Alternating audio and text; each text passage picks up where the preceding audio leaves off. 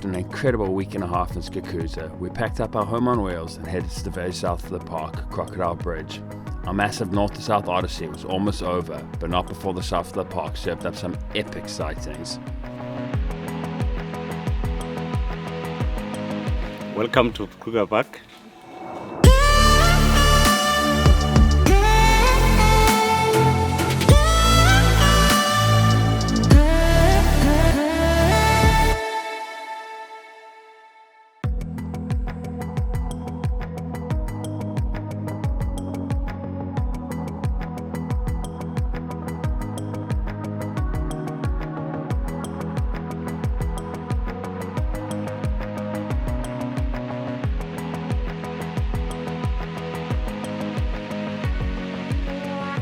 Why is it hard on my own? Why am I not like her? A bit more so. Why must the curtains come down? Why must the curtains come down? It's effortless now.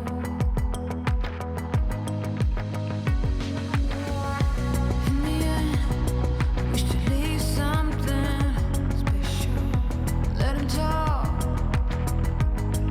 My name is on their lips.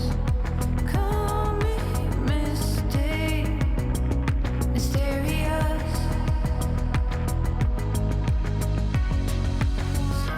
Why is it hard on my own? Why am I not like her? A bit more so. Why must the curtains come down? Why must the curtains come down?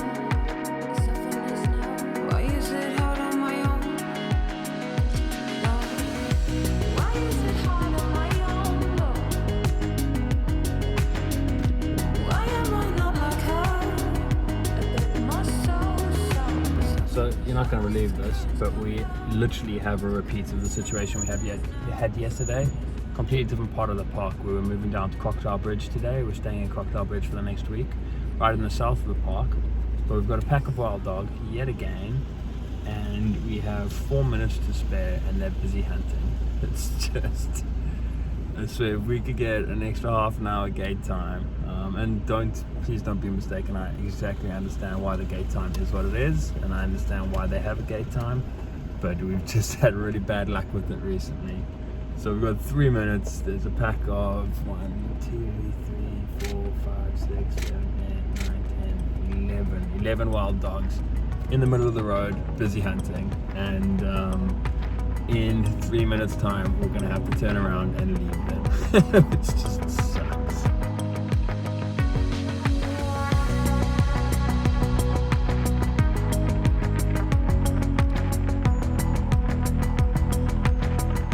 Yeah, amazing to see them again, and also super tough to see them down here. So this is a completely different pack, completely different part of the park. We haven't seen these ones at all.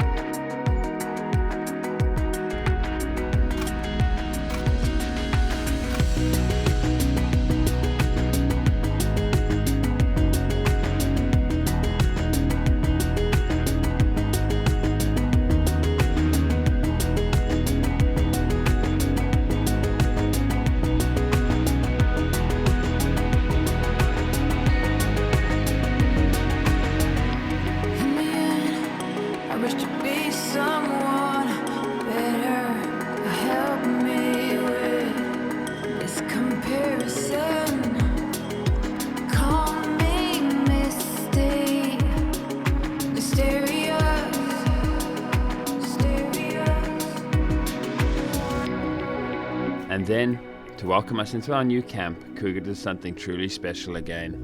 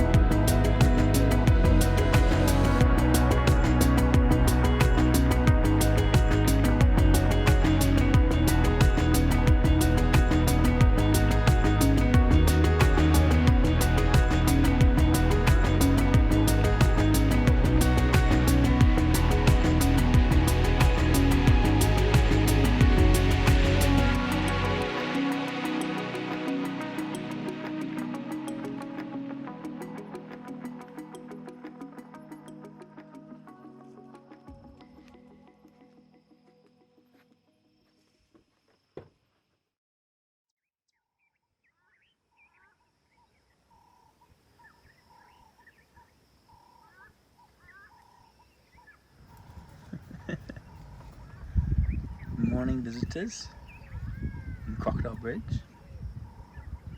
Sweet little things.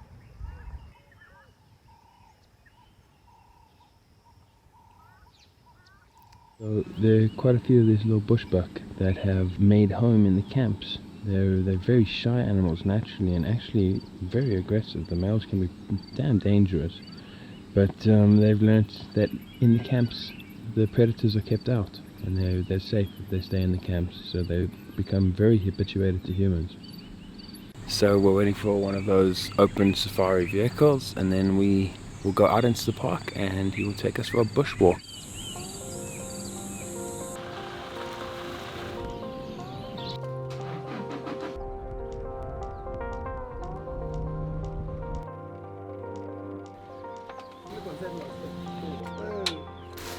Just a few rules that we need to follow. We're going to walk in a single file, and while we walk quietly. You want to hear that lion when it growls on you to warn you that you're coming straight to me.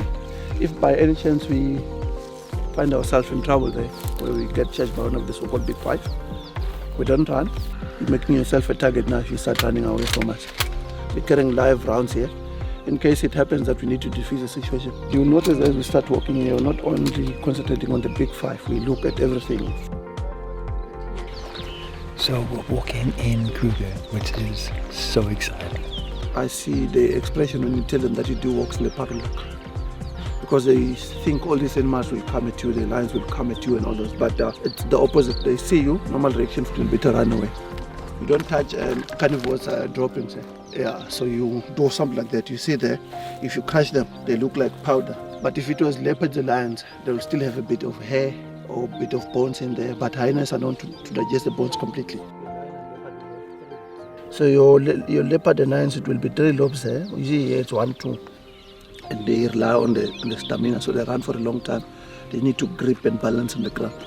Hence the claws are always out, just like a cheetah as well. The last time we walked into lions.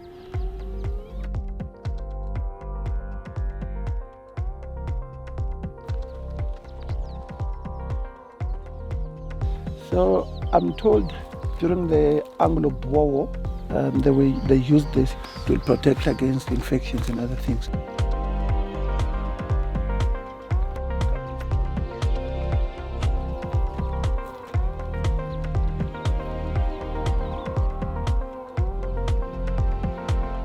So we just saw elephants on foot, which is always special. You realize how huge they are and how tiny we are in comparison. They're such incredible creatures. It's always amazing. B and I have been really spoiled with elephant sightings on foot recently. Long may it continue.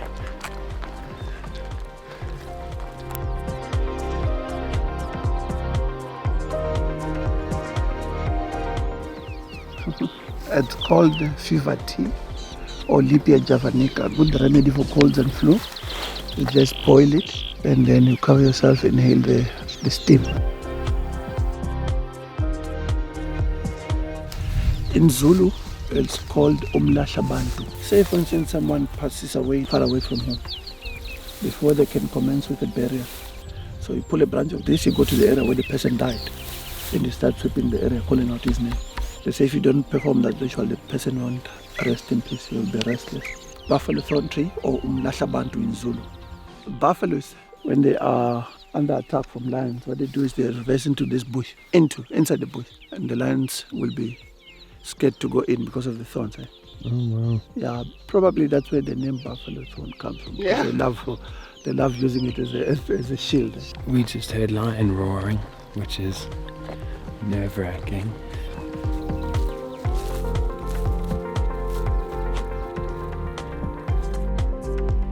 We refer to this tree as a wild supermarket because of what you can get out of it. It bears fruit, and then you can make the traditional Amarula beer, and you can make the Amarula cream from the shop. But beside that, you can make jelly, you can make jam from the same fruits.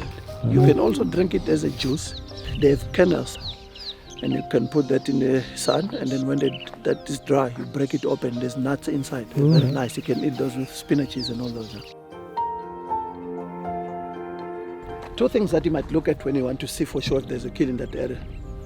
When they're circling in the same area and some are going down and up in the same area, it means whatever it is still feeding there, hence they keep on going up and down. He's pushing them away. If you see vultures sitting on live trees, it means they're waiting. Whatever killed something dragged it under the tree and is still feeding as well. So they're waiting for him. And sometimes they'll go down. If it's lions, they'll shoo them away and all this. But if you find vultures on dead trees during the heat of the day, it means whatever they were feeding on is finished. They're just sitting there, resting.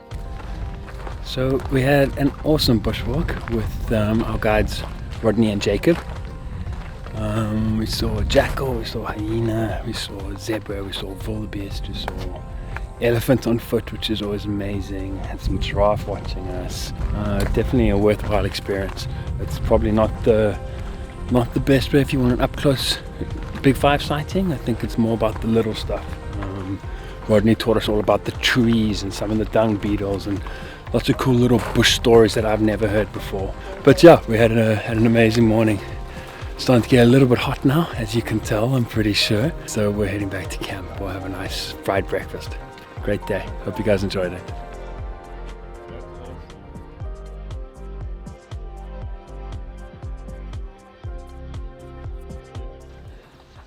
So when we left for our walk, I left some roast vegetables out from last night, and it looks like a little bushback doe has found them.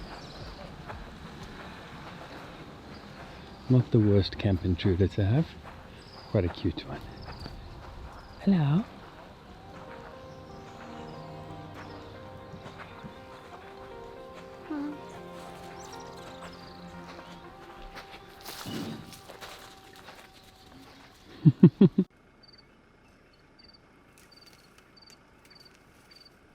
After a much needed nap, we headed back out into the park that afternoon.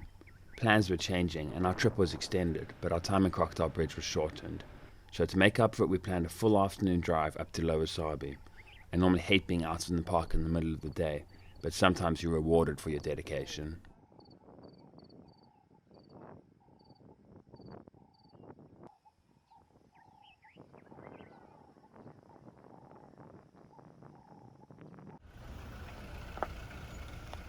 I felt bad, but we literally skipped past this lioness because of the amount of traffic. Some people avoid the very south of the park entirely because of this, but we think the incredible sightings outweigh the occasional congestion.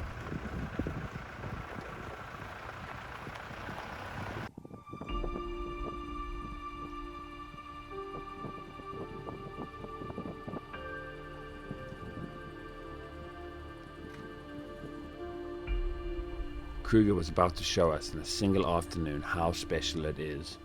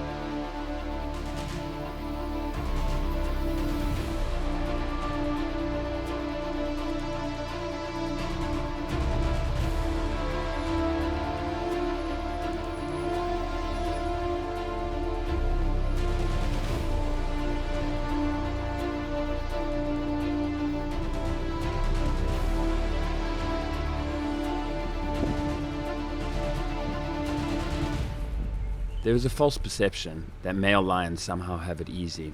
They're thrown out of their prides at a young age. If they're not killed straight away, they roam the wilds dependent solely on themselves, until they are big enough and strong enough to challenge for dominance in a territory.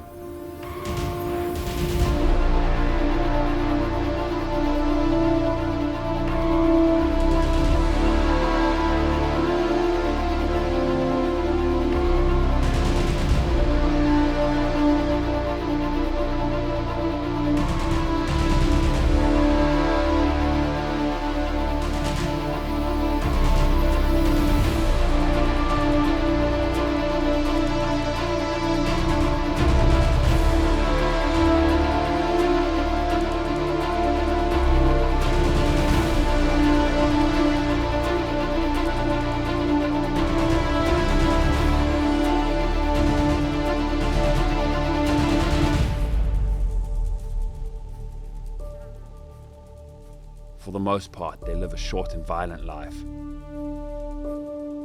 The few that survive rise to the top and deserve to be called king.